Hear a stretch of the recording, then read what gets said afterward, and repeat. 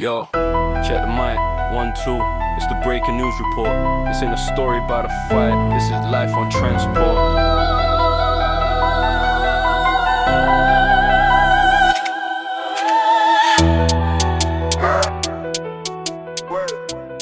Hi, I'm Joe and this is Better Buses, where we look at the real problems on the front line of London's bus system and push for human factor solutions that make buses safer for drivers, passengers and the public.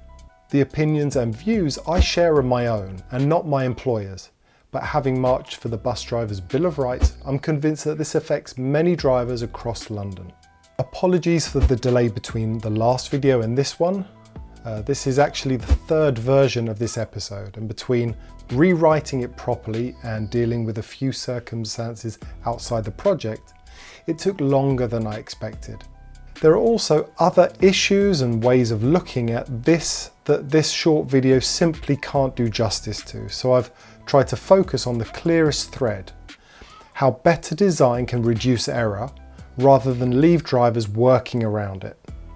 In the last episode, we looked at the problem: over 10 different door control layouts across London's two-door buses.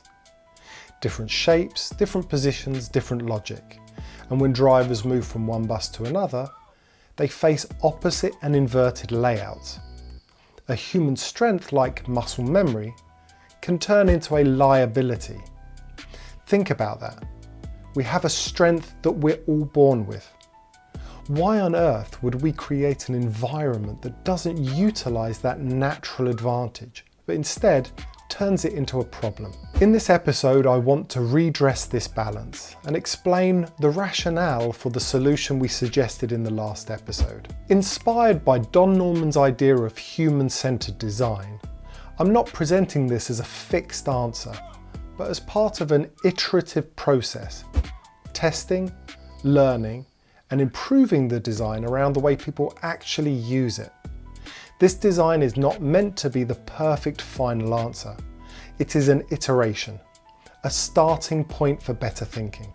But I believe it improves on many of the existing designs because it brings together the thing that door controls should have had all along: clear grouping, natural mapping, tactile feedback, and safer recovery when something goes wrong. When we think of older buses, we might think of handles used to operate doors. Over the last 20 years, I've only ever used buttons and switches with occasional foot controls. A more helpful evolution towards the goal of error-free passenger door management is the movement towards rocker switches, but we are missing a few tricks to fully utilise their power. One key advantage of our design is that it keeps the best features of the rocker switch. One rocker switch controls one door, while open and close remain separate actions within that control. So if you press open and suspect it's not done what you've requested, you can quickly press open again without any extra checks. With what we're calling one-to-one control, where one button both opens and closes the door, anytime you use this type of control, there is a risk that you could get the opposite action than intended.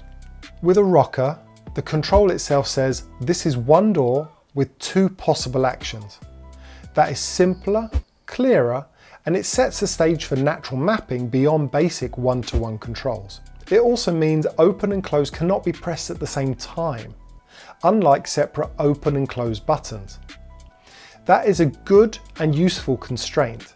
Good design should not just tell people what to do. It should quietly make the wrong action or the reversal of the correct action harder. With each generation of controls, we can improve on or embed legacy issues forward. In our design, some conventions may need to stay for now, like easy visual references.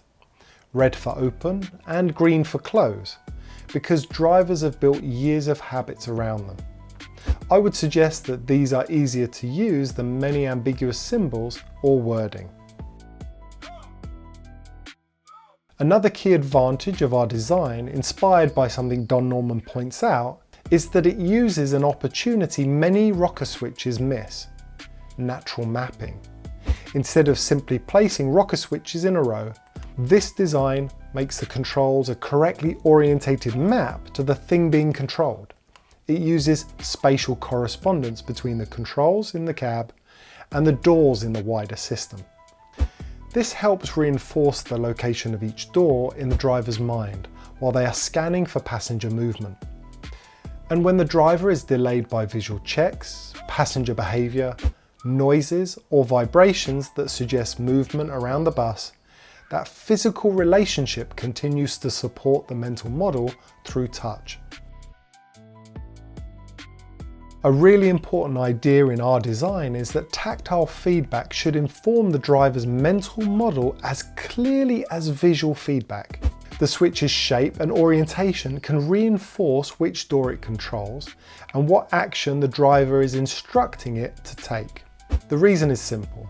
To reduce driver error, you want to keep the mental model accurate. You also want to keep the driver in skill-based action rather than pushing them into the more mentally draining rule-based mode. This is where the SRK ladder from Safety Science becomes useful. If you look closely, most current designs rely heavily on visual identification.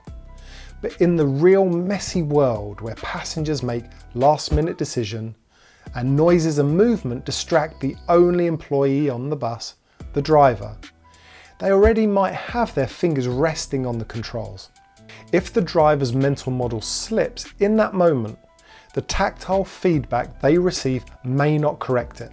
Worse, it could be confused with an opposite or inverted layout that they were using last week, yesterday, or even on the last bus that they drove.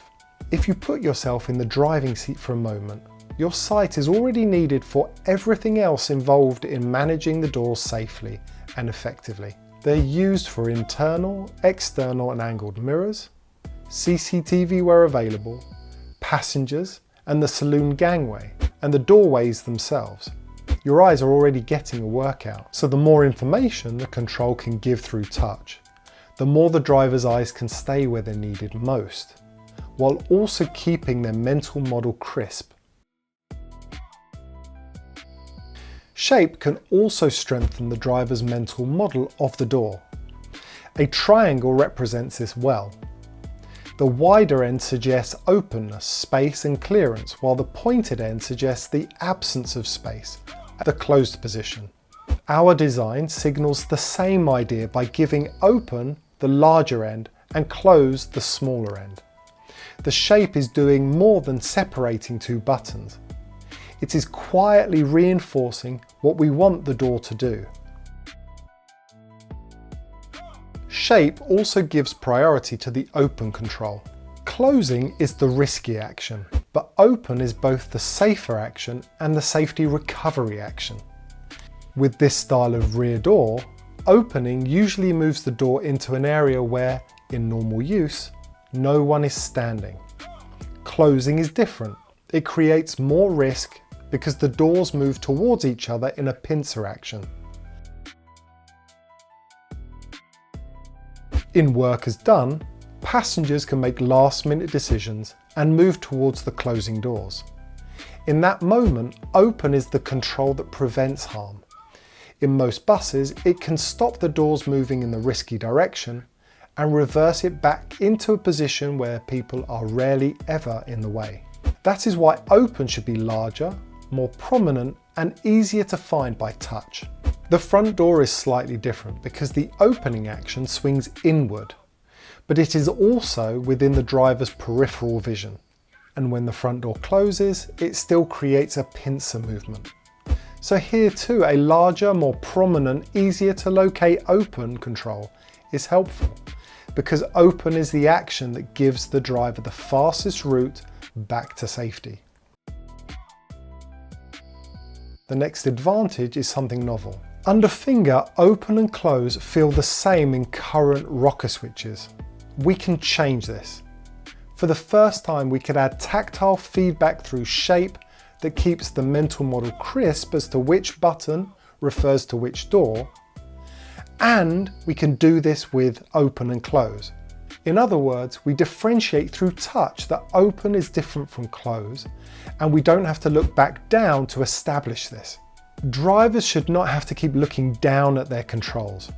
Their eyes need to be on mirrors, CCTV, and passengers, and doorways in which the passengers move between, not forced into more labour-intensive, rule-based actions and pushed up the SRK ladder, which we'll look at in future episodes.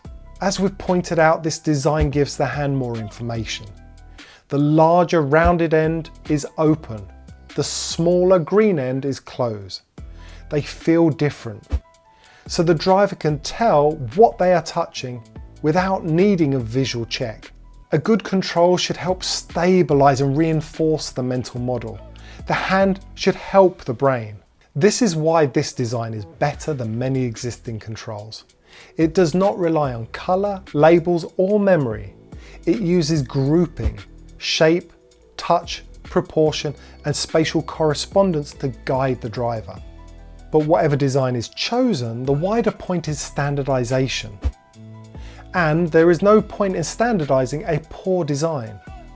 First, optimize the control around the driver, then standardize it across the fleet. Because the real problem is not simply that there are lots of different controls. The problem is effortful rule-based thinking, and that contradictory controls force drivers to second-guess themselves. And second-guessing is where fatigue, stress, and mistakes begin. So this design is my attempt to move the conversation forward. Not just say these controls are bad, but to ask what would better actually look like. A better design would work with muscle memory. It would support touch, not just sight. It would make open and close feel different. It would prioritize the safety recovery action. It would reduce unnecessary cognitive labor. It would be consistent enough that drivers are not forced to relearn the basics from bus to bus. That's what human factors design should do.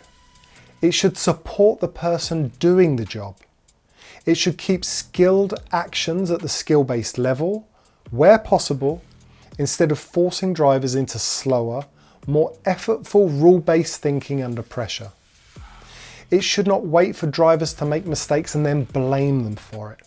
If you haven't already, please sign to get the bus driver's Bill of Rights written into bus contracts. Link in the description.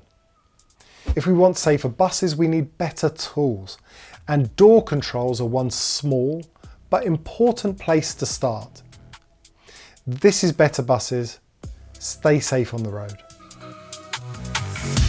We're human beings behind the wheel, but numbers on a contract deal. Give us rest, give us time to breathe, so every passenger gets home safely.